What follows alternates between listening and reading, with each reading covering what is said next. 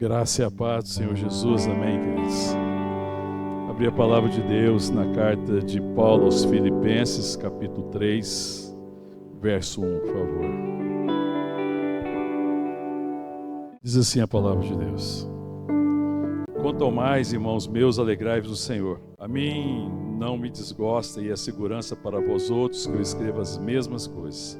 Acautelai-vos dos cães, acautelai-vos dos maus obreiros, acautelai-vos da falsa circuncisão, porque nós é que somos a circuncisão, nós que adoramos a Deus no Espírito e nos gloriamos em Cristo Jesus e não confiamos na carne, bem que eu poderia confiar também na carne. Se qualquer outro pensa que pode confiar na carne, eu ainda mais, circuncidado ao 8º dia, da linhagem de Israel, da tribo de Benjamim, hebreu de hebreus, quanto à lei fariseu, quanto ao zelo, perseguidor da igreja, quanto à justiça que há na lei, irrepreensível. Mas o que para mim era lucro, isso eu considerei perda por causa de Cristo. Sim, deveras considero tudo como perda por causa da sublimidade do conhecimento de Cristo Jesus, meu Senhor, por amor do qual perdi todas as coisas e as considero como refúgio para ganhar a Cristo e ser achado nele, não tendo justiça própria que procede da lei, senão a que é mediante a fé em Cristo, a justiça que procede de Deus baseada na fé, para o conhecer e o poder da sua ressurreição e a comunhão dos seus sofrimentos, conformando-me com ele na sua morte, para, de algum modo, alcançar a ressurreição dentre os mortos. Não que eu tenha já recebido ou tenha já obtido a perfeição, mas prossigo para conquistar aquilo para o que também fui conquistado por Cristo Jesus. Irmãos, quanto a mim, não julgo havê-lo alcançado, mas uma coisa faço, esquecendo-me das coisas que para trás ficam e avançando para as que diante de mim estão, prossigo para o alvo, para o prêmio da soberana vocação de Deus em Cristo Jesus. Todos, pois, que somos perfeitos, tenhamos esse sentimento. E se porventura pensais de outro modo, também isto Deus vos esclarecerá. Todavia, andemos de acordo com o que já alcançamos. Irmãos, sede imitadores meus, e observais os que andam segundo o modelo que tende em nós. Pois muitos andam entre nós, dos quais, repetidas vezes, eu vos dizia e agora vos digo até chorando, que são inimigos da cruz de Cristo. O destino deles é a perdição, o Deus deles é o ventre, e a glória deles está na sua infâmia, visto que só se preocupam com as coisas terrenas, pois a nossa pátria está nos céus, de onde também aguardamos o Salvador, o Senhor Jesus Cristo, o qual transformará o nosso corpo de humilhação para ser igual ao corpo da sua glória, segundo a eficácia do poder que ele tem de até subordinar a si todas as coisas. Amém. Obrigado, Senhor, por toda a bênção, toda a graça, tudo aquilo que já foi ministrado ao nosso coração, pelo privilégio de estarmos aqui nesse tempo de culto e adoração ao Teu nome, Senhor. Muito obrigado, Senhor, por tudo, pela comunhão dos santos, ó Deus, pelas orações, intercessões, pelos louvores. E agora, Pai, nós oramos pela palavra, que a Tua palavra seja ministrada ao nosso coração. Estamos diante do Senhor, na certeza da Tua presença entre nós, e nós queremos ouvir a Tua voz. Somos ovelhas, somos rebanho do Teu pastoreio, e queremos ser ministrados pela palavra viva do Senhor. Fala conosco, Pai, em o nome de Jesus. Amém. Queridos, nós estamos, por um tempo fazendo a exposição da carta de Paulo aos Filipenses, e essa agora já é a 10ª parte da exposição. As outras 9 partes estão gravadas, no YouTube da Igreja Vida e nos podcasts. Então eles estão lá. Nós vamos continuar compartilhando. Essa aqui é uma exposição que nós começamos exatamente no momento da celebração, do culto de ação de graça pelos 18 anos da Igreja Vida. Amém? E a gente está prosseguindo nessa exposição. O apóstolo Paulo, no começo dessa carta aqui, no começo desse capítulo, nós compartilhamos que ele é um capítulo que se reveste de uma forma muito especial, porque é um capítulo que vai expor os motivos do coração de Paulo. Ele é um capítulo que fala muito disso, Paulo, no primeiro momento, ele vai falar de como que foi o passado dele, E ele fala, olha, nós é que somos a circuncisão, nós que adoramos a Deus no Espírito, e nos gloriamos em Cristo e não confiamos na carne. E aí, quando ele vai falar da carne, ele fala bem que eu poderia confiar na carne, vai falar do passado, do histórico que ele tem, do que ele viveu, mas ele fala que ele considera tudo aquilo que o passado podia trazer de glória ou de importância para ele considera isso como refúgio, por causa da sublimidade do conhecimento de Cristo. O conhecimento de Cristo marca Paulo de uma forma tão extraordinária que ele renuncia todo esse passado, toda a glória que podia advir disso, por causa da sublimidade, da graça, do conhecimento de Cristo, nosso Senhor. E aí ele fala do desejo dele crescer no conhecimento. No verso 8 ele diz assim: sim, deveras considero tudo como perda, por causa da sublimidade do conhecimento de Cristo, meu Senhor, por amor do qual perdi todas as coisas e as considero como refúgio para ganhar a Cristo. Então, Paulo está falando que o lucro dele agora é Cristo. Todo o lucro que o mundo podia dar, tudo que ele podia ganhar, toda a recompensa que ele poderia receber deste século, seja por reconhecimento, seja por questões materiais, todas elas são incomparáveis com o tesouro que é Cristo Jesus, do conhecimento de Cristo. O lucro é esse. Ele trabalha para crescer nesse conhecimento, ele deseja conhecer mais de Cristo. Esse é o tesouro dele. O coração de Paulo está exatamente neste lugar. Por isso que é uma carta que fala muito do coração, dos motivos do coração, e esse veio o que está no coração dele, o que estava antes e o que está agora. E continua no verso 9, falando assim: ele quer ser achado nele, unido com ele, satisfeito dele, não tendo justiça que procede da lei, porque Paulo caminhava era nessa justiça, o que ele falava de justiça anterior era isso, mas agora ele quer viver na dimensão da justiça que procede de Deus, baseada na fé. Não a possibilidade, a capacidade dele como homem, a sua possibilidade, a sua competência, mas aquilo que é resultado do conhecimento que ele tem de Deus. Primeiro por sua graça, que o salvou, que o redimiu graciosamente, mas também que o chamou com santa vocação. E ele quer caminhar nessa direção. E ele continua no verso 10, para o conhecer e o poder da sua ressurreição e a comunhão dos seus sofrimentos, conformando-me com ele na sua morte, para de algum modo alcançar a ressurreição dentre os mortos. E ele está trabalhando nessa perspectiva, claro, de presente e de futuro, que quando ele fala da ressurreição dentre os mortos, não é que ele possa fazer alguma coisa para alcançar isso. Isso é a esperança firme que nós temos em Deus, mas ele quer viver no presente momento, no poder da ressurreição. E o poder da ressurreição é o poder de Deus em nós que vence toda a morte, é o poder da vida que prevalece sobre a morte que o pecado trouxe. Então ele quer andar nesse poder. Ele sabe que ele precisa desse poder da ressurreição, que é Cristo em nós. Amém, querido? Ele caminha nesse sentido. E depois nós paramos na última ministração, nesse verso 11, e queremos continuar agora a partir do verso 12. E no verso 12, Paulo começa dizendo dessa forma: não que eu tenha já recebido ou tenha obtido a perfeição. E aí, claro que Paulo tem a humildade de reconhecer que ele ainda tem uma caminhada, que ele está num processo.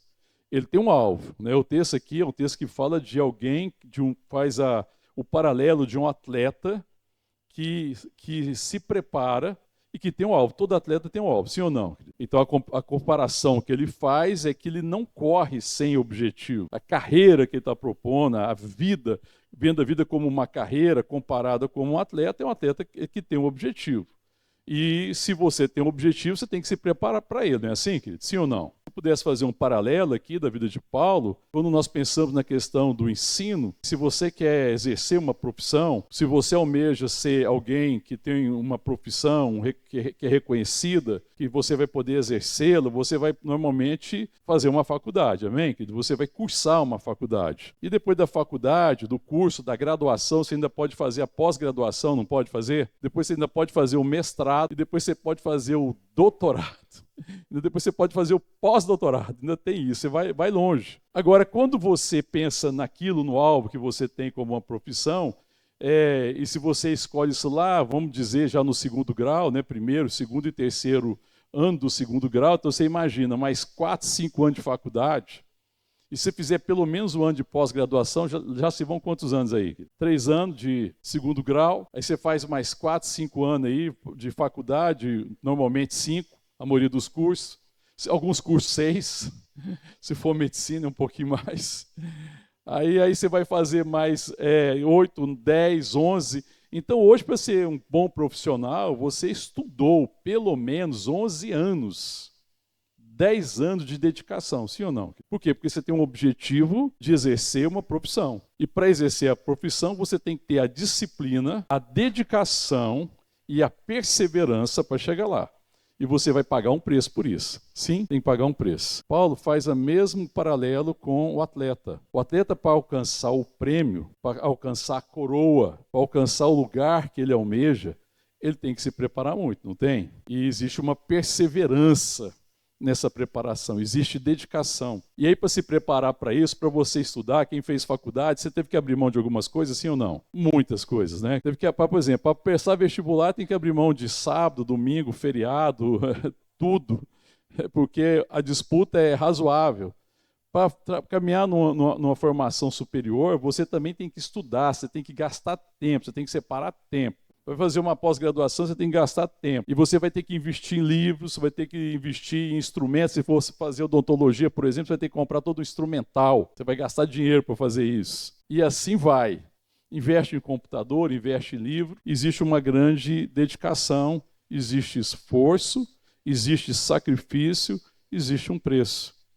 O atleta também. Hoje de manhã tinha uns atletas que se proporam ontem, eu não sei se eles foram hoje, fazer uma corrida.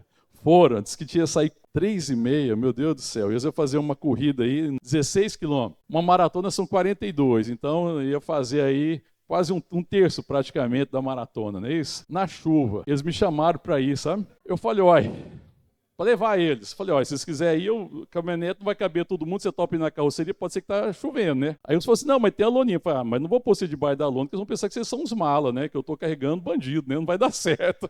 Falei, então não vai dar certo, eu não vou não. Claro, querido, porque esse não é o meu alvo. Eu não sou esse atleta. Agora eles foram, né? Glória a Deus, eles foram, né? Enfrentou chuva, levantou de madrugada, sacrifício de sono. E aí ainda falou assim, olha, amanhã não tem desculpa para não estar aqui no culto não, hein? Faz favor. Falar que está cansado. Se prepara.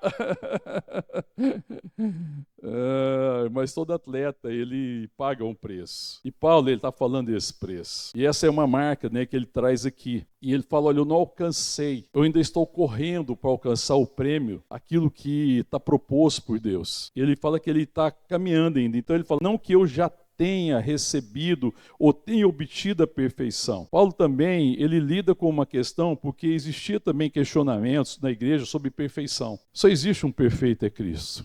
Mas existe um caminho de aperfeiçoamento. Ser perfeito não é não cometer erro. Ser perfeito é ser governado por aquele que é perfeito. Amém? A palavra de Deus fala assim, sede perfeito porque vosso Pai é perfeito. Está dizendo, sabe o que? Sejam maduros. Caminhem no caminho da maturidade. Porque ser maduro, irmão, é uma decisão minha e sua. Ninguém consegue ser maduro pelo outro. Maturidade é decisão. Deus nos deu condições. Deus nos deu da sua vida. Deus nos redimiu. Deus nos deu do seu espírito. E Ele nos deu graça para caminhar, para crescer, para cumprir o propósito que nós temos em Deus por meio de Jesus Cristo. Mas a maturidade é escolha. Eu tenho que escolher diante daquilo que está proposto. E essa escolha, ela está baseada naquilo que tem valor para mim. Sabe, querido, eu acho que essa palavra aqui, esse texto aqui de Paulo, nos confronta a respeito dos nossos valores. Ele fala dos motivos do coração de Paulo. E ele fala que Paulo escolheu esse caminho de crescer no conhecimento e da graça do nosso Senhor e Salvador Jesus Cristo, de deixar para trás as coisas que esse século valoriza, porque ele achou o mais importante e é mais precioso e tem mais valor para ele, infinitamente mais, Cristo Jesus. E ele caminha nessa direção. É a escolha que ele fez. E se nós não somos maduros, então ele está nos confrontando porque a nossa imaturidade é porque nós ainda estamos valorizando coisas que não têm valor. Nós estamos valorizando coisas passageiras, coisas que não são eternas, coisas que não permanecem. Nós estamos dando a ela o valor errado. Elas têm valor transitório, passageiro. Elas têm algum valor, mas elas são incomparáveis perto do conhecimento de Jesus Cristo. Então Paulo ele fala, olha, ainda não consegui, mas eu prossigo para conquistar. Olha o que Paulo está falando. Verso 12, parte B. Mas prossigo para conquistar aquilo para o que também fui conquistado por Cristo. Então Deus deu graça a Paulo e Deus colocou Paulo na carreira. E falou assim, Paulo, a carreira que eu tenho para você é essa. Você foi chamado para cumprir essa carreira. Eu te conquistei, te alcancei por causa disso. Ele reconhece, né, que no caminho de Damasco ele foi conquistado por Deus. E que Deus o alcançou. E que Deus o libertou. Mas Deus conquista ele para algo. E ele fala, olha, eu estou correndo agora, prossigo para conquistar aquilo para o que também fui conquistado por Cristo. Então Paulo tem essa percepção, essa clareza de que a salvação não é um fim em si, mas a salvação é uma condição para que eu cresça no conhecimento de Deus, seja transformado diariamente à imagem e à semelhança dele e que a minha vida seja por louvor da glória de Deus. Essa é a vocação que nós temos, né? Porque a vocação fala de quem nos chamou. Quem nos chamou foi Deus que nos chamou na eternidade. E nos chamou em amor para sermos seu filho, para que nós sejamos também para o louvor da sua glória. Então o propósito da convocação é a glória de Deus por meio de Jesus Cristo, amém, querido? Para que Deus seja conhecido. Sabe, querido, muitas vezes o que esse século trabalha é para que você seja conhecido e não Cristo seja conhecido. Nós olhamos e vemos nas mídias digitais, nos meios de comunicação, nas internets da vida, nos Instagrams da vida e tudo mais que existe nessa área, é um desejo desenfreado por ser conhecido, sabe, por ter clique lá, né, para pessoas gostarem, né, por gostei ou por likes que eles vão ter que vai dar lá, sabe, esse desejo de ser conhecido, e as pessoas às vezes ficam frustradas porque elas puseram alguma coisa lá e as pessoas não curtiram, as pessoas não perceberam, não viram. Isso é um sinal de uma carência profunda do coração. Não que você não possa fazer isso.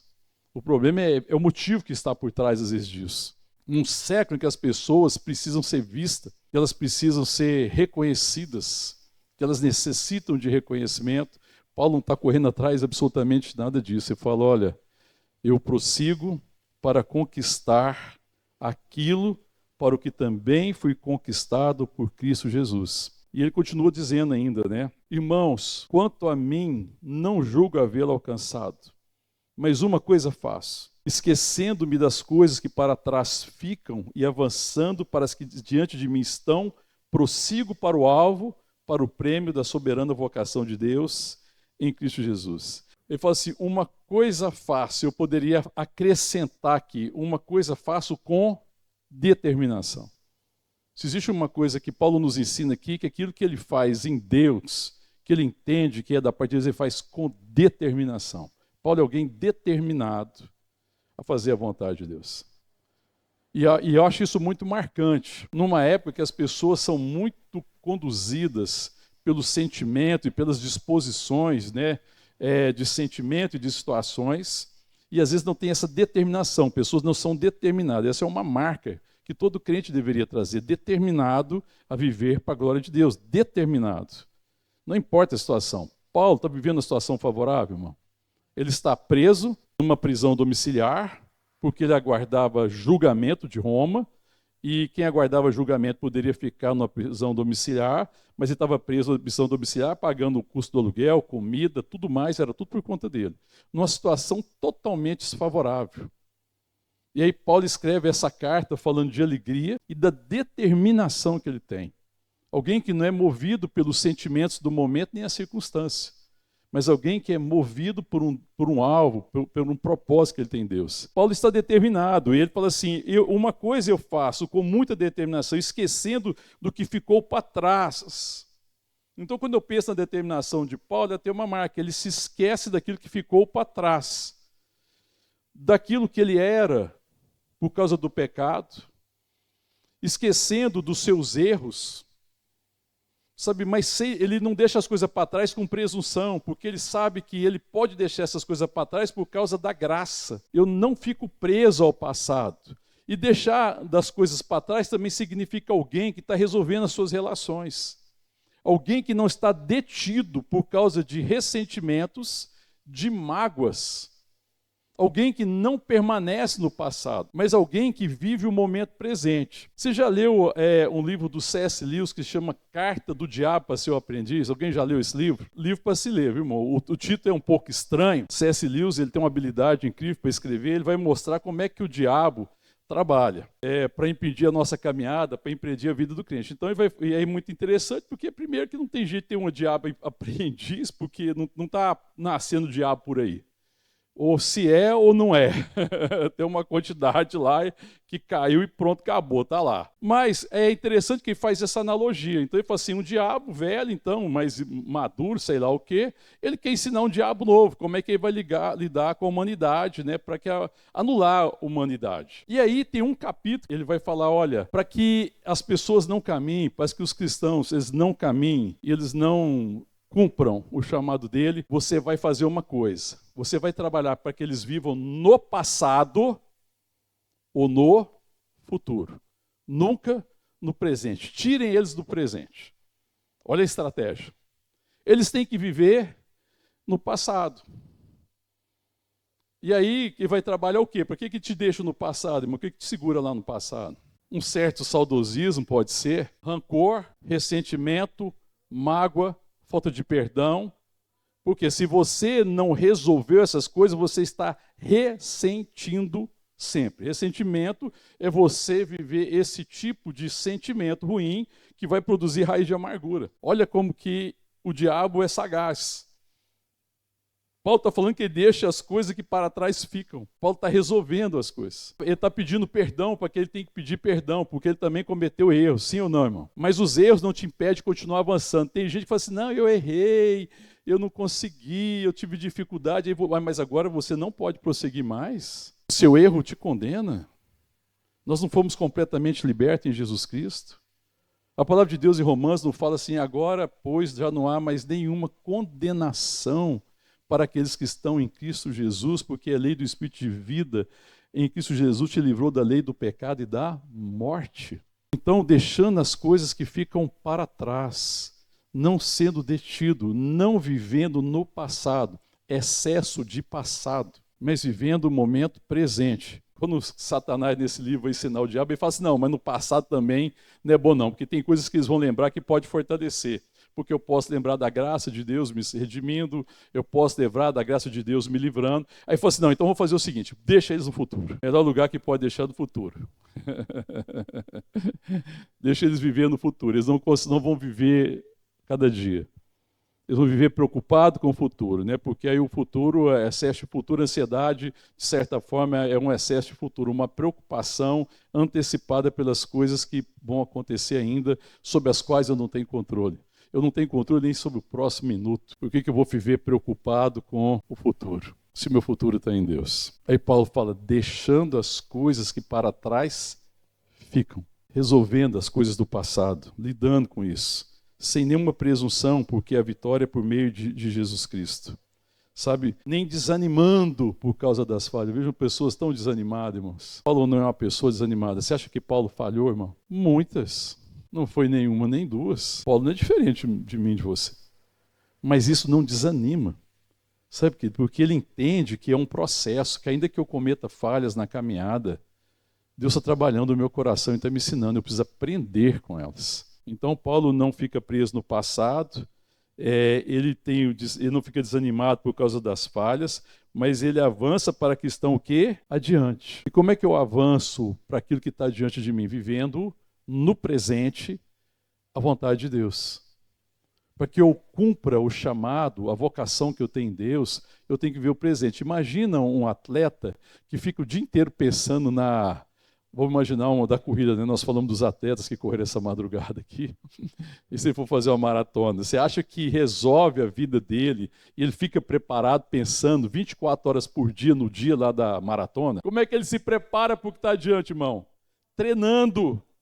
treinando, se capacitando, comendo de forma correta, tendo alimentação correta, fazendo os exercícios, ele se prepara por que está adiante. Não é que ele despreza o futuro, porque não viver lá no futuro não é desprezá-lo, mas é entender que aquilo é algo para ser alcançado e eu só alcanço o que está proposto para mim diante de mim se eu viver o presente momento da forma correta. Então eu tenho que me preparar. A única coisa que eu posso fazer, se eu for fazer uma corrida daqui a uma semana, é preparar hoje, segunda, terça, quarta, quinta, sexta, sábado. E aí quando chegar o domingo, dia da corrida, aí eu corro. Ou corro a corrida ou corro da corrida, né? Não sei. Depende muito se esse é o alvo. Eu corro da corrida porque não é meu alvo.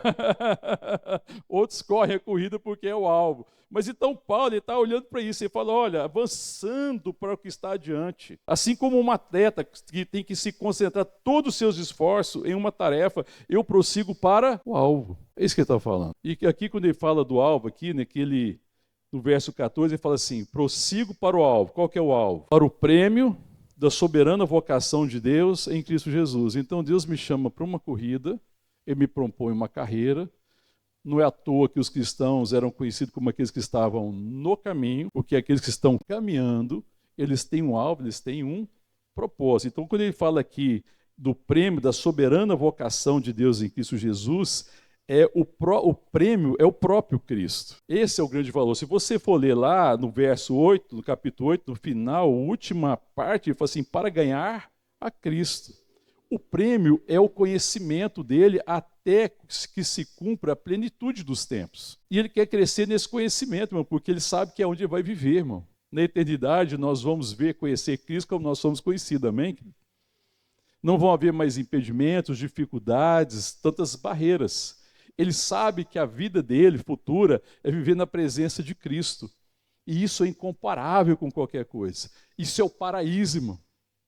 Isso é o paraíso. O paraíso, apesar de se a gente olhar na Bíblia, quando fala da descrição, né, da cidade celestial, e ruas de ouro, e tantas pedras preciosas, aquilo é muito pequeno perto da luz que vai estar lá, do sol que vai estar lá, da presença extraordinária de Cristo. Você consegue imaginar isso? Paulo está olhando para isso. Ele fala, um dia eu vou conhecer como eu sou conhecido. Ele escreve isso na carta aos Coríntios. Ele está olhando para isso, o prêmio é esse. Então, já que eu vou viver a eternidade com ele, ele é o grande tesouro. Eu vou viver aquecido pela presença, não vai haver mais barreira, todas as coisas vão ficar para trás. Eu quero crescer nesse conhecimento, é desfrutar cada dia desse conhecimento, de tal forma que a minha vida revele Cristo. De tal forma que a minha vida seja uma manifestação da graça de Deus num mundo tão carente de Cristo Jesus, num mundo tão carente da verdade, num mundo tão carente do Evangelho, do mundo que está em meio às trevas, um mundo corrompido. Eu não quero corromper meu coração. Eu não vou permitir que esse século corrompa meu coração. Eu não vou me entregar a esses prazeres transitórios. Eu prossigo para o alvo, para o prêmio da soberana vocação de Deus em Cristo Jesus, que é o propósito de viver para a glória de Deus. O meu prêmio, está aqui que Paulo está dizendo, o meu prêmio é Cristo ser conhecido pela minha vida, neste momento. Mas o meu prêmio maior é estar nele definitivamente. Nesse século tem valor para mim, o que é precioso não é a minha vida em si, mas é o tanto que a minha vida pode ser bênção na vida dos outros, de tal forma que a minha vida seja uma manifestação inequívoca de um Filho de Deus. As pessoas vejam em mim o tamanho da graça, o tanto que eu fui abençoado, o tanto que Ele me amou, o tanto que Ele me transformou, como que Ele removeu todo esse pecado, como é que Ele mudou os meus motivos e como que Ele trouxe uma alegria e uma vida indizível ao meu coração. Paulo deseja contaminar o mundo com alegria. E às vezes nós como igreja, irmãos, somos o povo mais sisudo do mundo. Gente emburrada, gente desanimada. Enquanto Paulo deseja que Deus seja glorificado pela vida dele. Porque mesmo que eu tenha todos os motivos por desânimo e para andar desanimado e abatido por aí, com todas as dificuldades e adversidades, existe uma alegria que nada pode tirar do meu coração. E essa alegria é estar nele. Essa alegria é contemplá-lo todos os dias. Essa alegria é desfrutar da sua presença todos os dias. É todos os dias poder viver para a sua glória, mesmo em meio a dificuldades. Esse é o prêmio. e eu quero conquistar aquilo para o qual eu fui conquistado. No verso 15 ele fala assim: todos, pois, que somos perfeitos, tenhamos esse sentimento. E se porventura pensais de outro modo, também isso Deus vos esclarecerá. Claro que quando Paulo assim, todos que somos, pois somos perfeitos, significa todos que somos maduros. Se você for ver na tradução da King James, na King James já vem escrito maduro. Eu não sei se na NVI também está maduro, hoje eu não li a versão da NVI, não sei se alguém tem a versão da NVI, mas a King James já vai dizer todos que são maduros. Na revista atualizada traduziu perfeito, ou todos que atingiram a maturidade. A maturidade, nesse sentido, é aquele que já está respondendo aquilo que já foi oferecido. Maturidade é uma resposta a uma condição. Deus tem me oferecido da sua vida, da sua graça, da sua palavra, da sua direção e me deu do seu Espírito. Maturidade é responder. Amém, querido? Maturidade é entender a responsabilidade daquilo que eu recebo, que aquilo é uma coisa importante para Deus e que Deus não me deu para fazer com aquilo que eu quero, mas Deus me deu graça e vida para que essa vida glorifique a Ele mesmo, essa vida ponte para Ele, seja uma manifestação da graça dele. Então eu falo assim, todos os que somos perfeitos tenhamos esse sentimento. Olha, gente, nós que somos maduros temos esse sentimento. E qual que é o sentimento que ele está falando? Prosseguir sempre no propósito. O sentimento é esse, irmão. É o sentimento de prosseguir. Todos nós que somos maduros tenhamos esse sentimento. Prossiga, irmão. Não importa a dificuldade, não importa os obstáculos, não importa os desafios. Quando Paulo fala, então, prossiga, isso tem uma certeza, vai haver dificuldades. Se eu devo perseverar, se a palavra me chama perseverar, significa que vai haver oposição, ou não? Ou não tem oposição? Sim ou não tem? Para você, quem estudou e cursou um curso superior, estou dando esse exemplo, para você chegar até lá, você teve que prosseguir, você teve que persistir, você teve que perseverar ou não? Deu vontade de meter o pé no balde ou não deu muitas vezes? Quase todo dia. Mas aí o que fez a diferença? Como é que você conquistou o prêmio? Quando você prossegue. Está difícil, mas eu prossigo. Não está fácil, mas eu estou prosseguindo, porque eu estou determinado. Eu entendo que isso é importante, existe uma determinação. O que me fez chegar lá não foi facilidade. Sabe por que você chegou? Foi tão fácil. Todas as coisas cooperaram para que eu chegasse aqui, foi tão tranquilo. Quando eu vi, eu estava aqui. Foi assim, irmão? Não foi mesmo. Quando eu assustei, eu era um profissional. Vai ver o preço, irmão. Determinação. Então ele falou, olha, todos nós que somos maduros, irmão, prossigamos. Tenhamos esse mesmo sentimento, ele está querendo dizer, prossigamos. Então prosseguir, irmão, é um sinal de maturidade. Porque a maturidade, ela se revela quando você assume a responsabilidade. O Filho de Deus e a Filha de Deus mostra a maturidade quando ele assume a responsabilidade de ser quem Deus quer que eu seja. Eu vou falar uma coisa para você não fica chateado comigo. Se você não é quem você quer que Deus seja nesse momento, é porque você está sendo irresponsável. Me perdoe a sinceridade. Você não está tendo responsabilidade com aquilo que Deus já te deu e com aquilo que já se revelou da parte de Deus. Eu insisto na imaturidade. Então, maturidade me ensina a ser responsável. Ora, se Deus me chamou, Ele tem um chamado, eu tenho uma vocação, eu tenho um propósito nele, então a maturidade me leva a assumir a responsabilidade, e a responsabilidade me faz perseverar, prosseguir, mesmo com todas as dificuldades. Porque se é a vontade de Deus, irmão, existe uma coisa que eu e você precisamos crer, irmão, tudo aquilo que é vontade de Deus já existe graça. Tudo aquilo que Deus intenciona para mim, para vocês, já existe graça. A questão é se eu vou crer. A diferença que está entre aquilo que Deus tem para mim, para você no futuro, o alvo que Deus traçou para mim, para você no futuro, e o tempo que se chama hoje, a diferença entre isso é a fé. Não é uma capacidade particular, é a capacidade de crer, é continuar crendo. É falar, Deus, eu olho para isso, Senhor, eu acho impossível. Senhor, tem muitos desafios, mas essa é a vontade do Senhor. Então, sob a tua vontade, eu vou lançar a minha rede. Se essa é a vontade do Senhor, Senhor, me dá a graça de caminhar, me ajuda. Quando houver oposição, me ajuda. Coloca pessoas do meu lado, Senhor, que me ajudam a caminhar. Coloca pessoas que vão me lembrar do alvo. Coloca pessoas do meu lado que vão inspirar a minha vida. me ajuda a viver com pessoas que me ajudam. Por isso, irmão, a importância da comunhão dos santos. Porque na comunhão dos santos, quando você está desanimado, às vezes, e abatido, a igreja está caminhando, Deus está usando, levantando pessoas, e através de pessoas ministrando ao nosso coração. Vamos, irmãos. Nós estamos caminhando junto. A caminhada não é só. Tanto que o apóstolo Paulo, ele vai mostrar claramente que ele está chamando a igreja para caminhar com ele. Primeira parte, assim, todos, pois que somos perfeitos, temos esse sentimento. Todos que somos maduros têm esse sentimento. Qual que é o sentimento? Prosseguir. E se porventura pensais de outro modo, também isto Deus vos esclarecerá. Porque Deus vai insistir para que você prossiga. Amém, irmão? Hoje eu estou aqui insistindo, em nome de Jesus, para que você prossiga. Amém, querido? Não sou eu, é o Espírito de Deus. Prossiga. Prossiga. Olhe para o alvo. Levante os teus olhos. Contemple Cristo, o autor e consumador da sua fé. Prossiga. Não desista do prêmio. Não desista da soberana vocação que você tem em Deus. Não desista. Não se renda a essa mentira, não se renda ao passado. Deixe o passado e prossiga para aquele que está diante de você.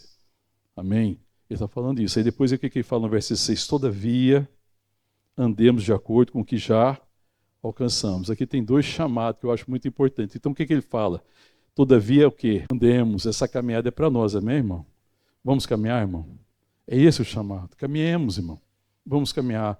Sabe, querido, nossos encontros precisa ser um chamado à caminhada. Por isso a importância da comunhão dos santos, porque os nossos encontros possibilitam.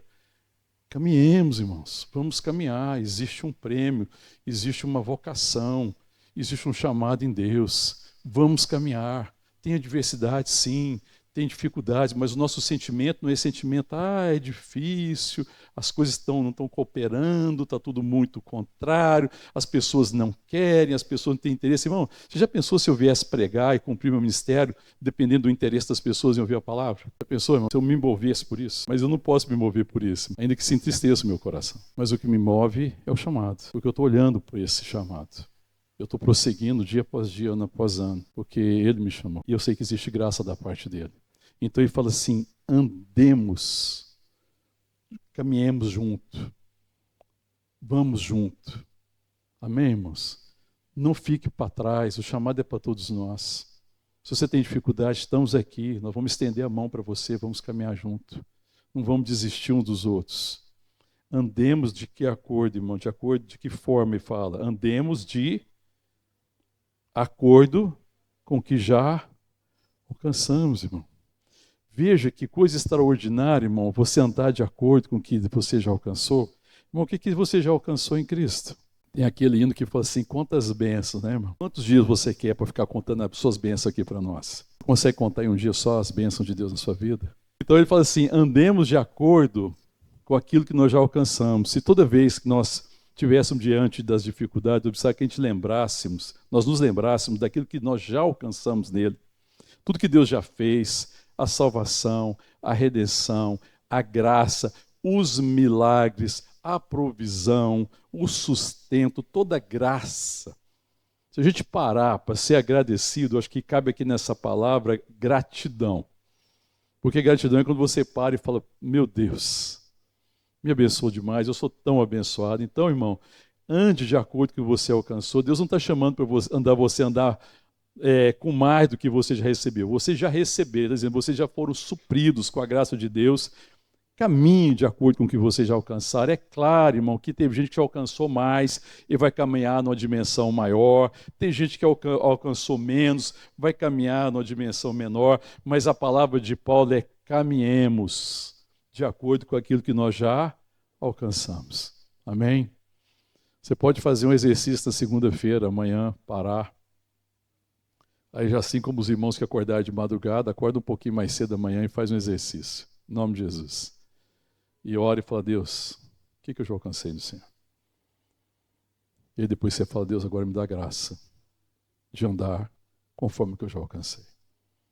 O dom, o chamado. Amém, querido? A bênção, a palavra que Deus já plantou no seu coração. A palavra que te sustenta, a palavra que te alimenta. Ande de acordo com aquilo que Deus já te deu. Deus já te abençoou.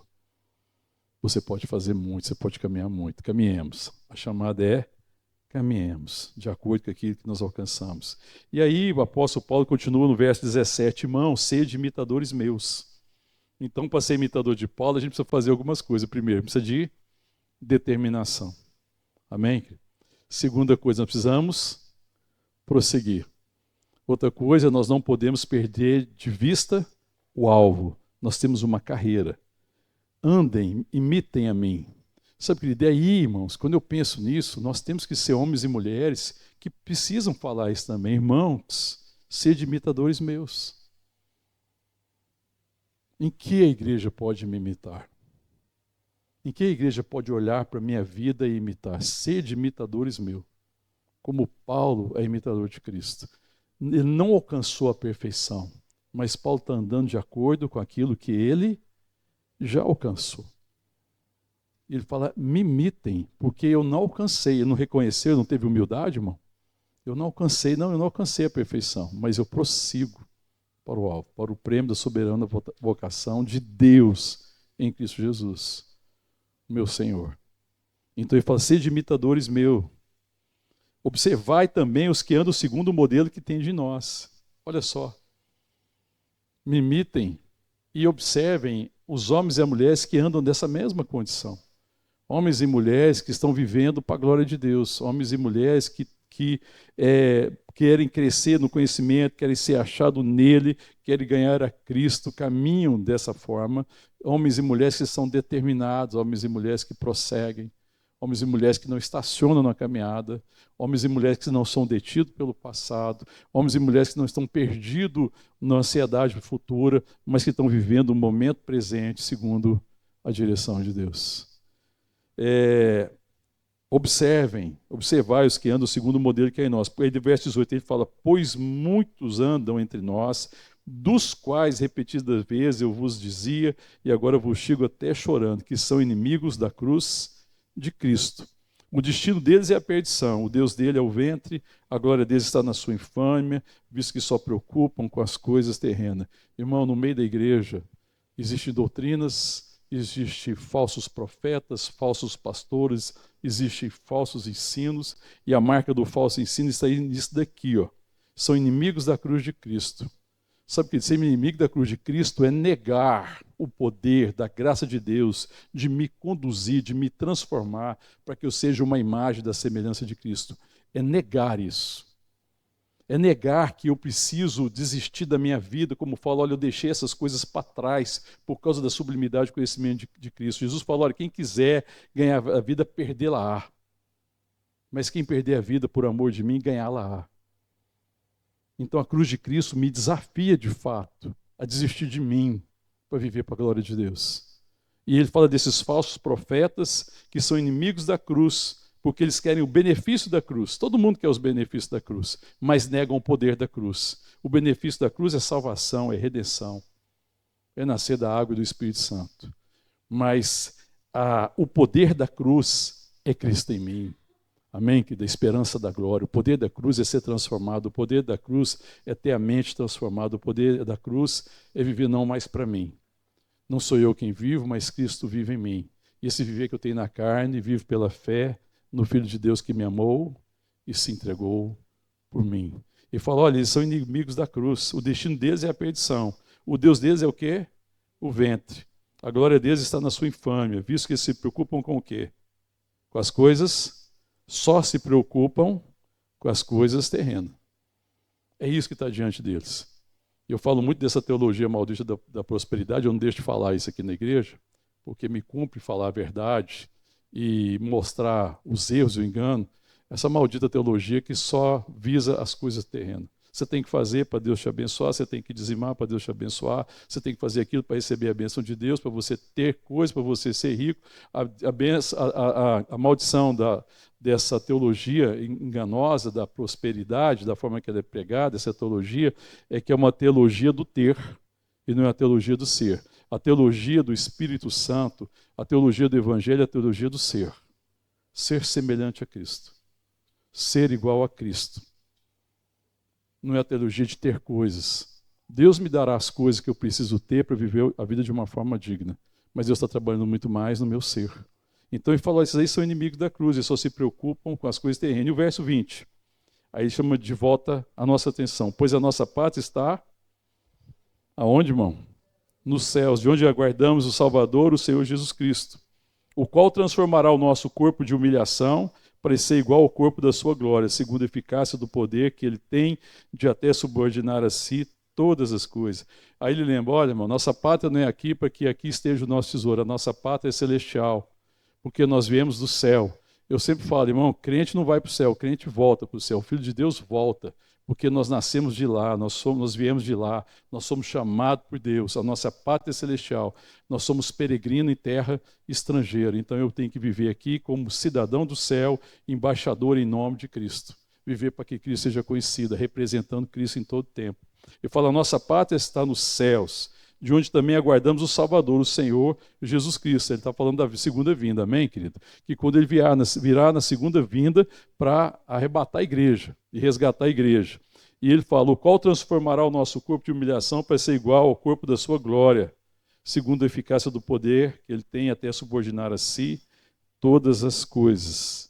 E é muito interessante porque Paulo ele está vivendo todas essas lutas. Ele está falando assim, eu não fico preso no passado, eu deixo as coisas que para trás ficam, eu olho para que estão adiante de mim, eu prossigo para o alvo, eu sei que eu cometi erros, eu sei que eu tenho fraquezas, eu sei que eu estou sujeito a tentações, eu sei que em mim, isto é, na minha carne, não existe bem algum, mas eu prossigo para o alvo e eu sei que um dia eu vou me livrar desse corpo, dessa humilhação, que me lembra do pecado e da perdição. E vou receber um corpo glorificado, semelhante ao corpo de Cristo. E toda humilhação e todas as falhas ficarão, de fato, definitivamente para trás. Porque nós estaremos na presença dele, num lugar que não tem lágrima, que não tem dor, que não tem sofrimento e que não tem pecado. Nós estaremos diante do Senhor. Nós estaremos diante daquele que é o nosso prêmio. Aí sim, naquele dia, nós vamos receber a coroa da glória. Amém, querido? A coroa da vida. Em nome de Jesus. Amém? É esse o chamado de Paulo. Ele nos chama a prosseguir. E aí, quando ele chega nessa parte aqui no final, isso aí é o clímax dos anseios de Paulo. Que ele vai estar definitivamente em Deus. E que Deus, no seu poder, vai sujeitar todas as coisas e vai conduzir o universo em completa harmonia com os seus propósitos e planos de amor e de graça. Amém? Que toda limitação vai pertencer ao futuro. Todas as nossas falhas vão pertencer, toda limitação vai pertencer ao passado, as nossas falhas vão pertencer ao passado, os nossos pecados pertencerão ao passado. Amém? Que não haverá mais lembrança dele. E nós estaremos definitivamente com ele. Mas no presente momento ele fala, corramos a carreira que nos está proposta. Olhando para o alvo. O nosso alvo é Cristo. Sem perder ele de vista. Paulo nos chama a correr juntos. Esse tempo, irmão, nós temos separado algumas semanas em que nós estamos orando pela igreja, nós estamos orando uns pelos outros. Nós estamos orando pelos irmãos e irmãs que de alguma forma se perderam na carreira. Os irmãos e irmãs que de alguma forma estão detidos no passado ou que talvez estejam perdidos no futuro e não conseguem viver o presente momento para a glória de Deus. Mas o chamado é para a gente correr junto. E aí nós precisamos ser inspiração para as pessoas, amém, querido? Quando Deus nos chama para correr junto, não é para a gente julgar quem não corre. Não, é para que a gente inspire quem não está correndo ainda. Irmãos, a minha vida e a sua vida precisa inspirar a igreja a prosseguir. Corramos junto, amém, querido?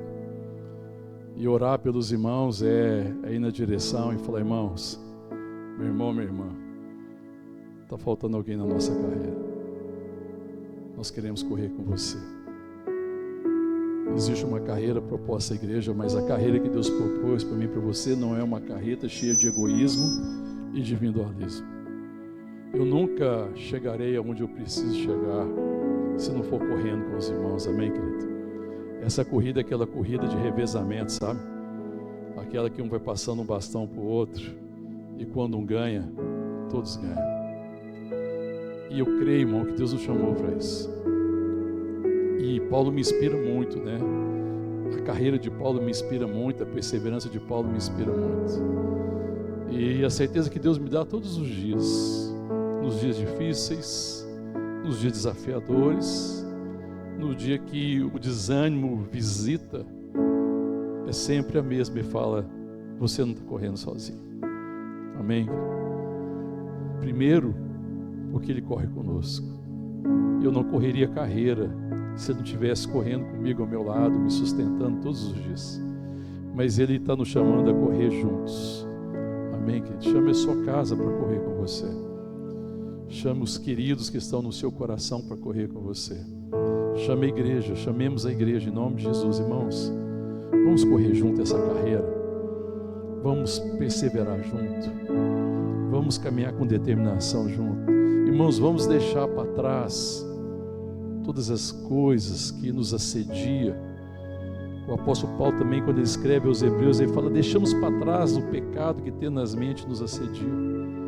Deixamos para trás todas essas coisas que tentam impedir a nossa carreira, mas olhemos para o autor e consumador da nossa fé, Jesus Cristo, que suportou a vergonha, que suportou a morte, que suportou a cruz, que suportou a humilhação, para que Ele não fosse o único, mas que Ele fosse o primogênito entre muitos. Então Ele está correndo a carreira, e a carreira é a carreira que glorifica o Pai. E Deus chamou a mim e a você para correr essa carreira, amém, querido? Eu creio que o Senhor envia hoje falar para você: tem uma carreira para você, em nome de Jesus. Existe graça para correr essa carreira, amém? E a diferença, irmão, é que essa carreira não é uma capacidade humana, essa é a carreira da fé. E Ele há de encher o meu coração e o seu coração de fé, de confiança e certeza, para que no final a gente receba o prêmio junto, amém? Quando a gente chegar lá naquele grande dia, a gente não vai estar sozinho. A palavra em Apocalipse fala de uma multidão inumerável, amém? A gente não vai chegar sozinho lá, amém? Muita gente vai chegar nessa carreira com a gente, mas nós precisamos ser uma inspiração. Aí Paulo fala: sede meus imitadores, amém? Ore para que eu e você sejamos inspiração, para que outros corram a carreira conosco, em nome de Jesus. Fala com Deus, pede para encher teu coração dessa certeza, assim como Paulo tem essa certeza, essa convicção profunda, que haja no nosso coração essa certeza. Nós oramos para que o Senhor reavive a vocação que há no meio da igreja, esse chamado de prosseguir, esse chamado de prosseguir de forma determinada para o alvo, para o prêmio da soberana vocação em Cristo Jesus. O prêmio da soberana vocação de Deus em Cristo Jesus. Ministra ao nosso coração, Senhor. Renova no nosso coração esse chamado, Deus, para que deixemos as coisas que para trás ficam e olhemos para o alvo e prossigamos para aquilo que está diante de nós. Diante de nós, Senhor, nós vemos a Tua glória.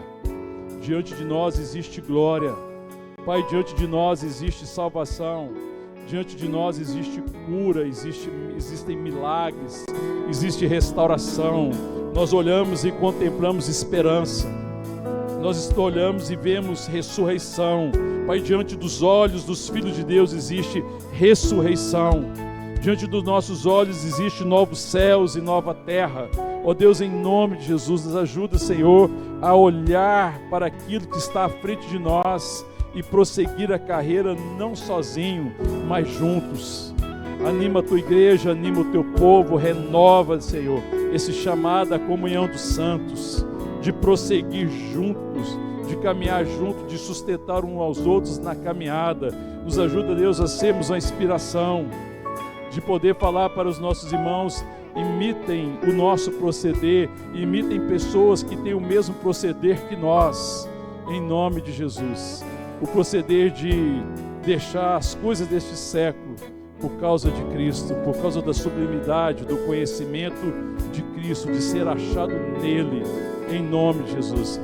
Ministra o nosso coração e fortalece a nossa caminhada, para que a nossa vida, Senhor, seja de fato um motivo de louvor e glória ao Teu nome, para que a igreja seja de fato uma igreja luminosa, uma igreja que manifesta a obra de Deus no mundo perdido, que de fato é sal da terra, uma igreja que é luz do mundo, uma igreja que ilumina caminho e que aquece corações. Em nome de Jesus. Em nome de Jesus.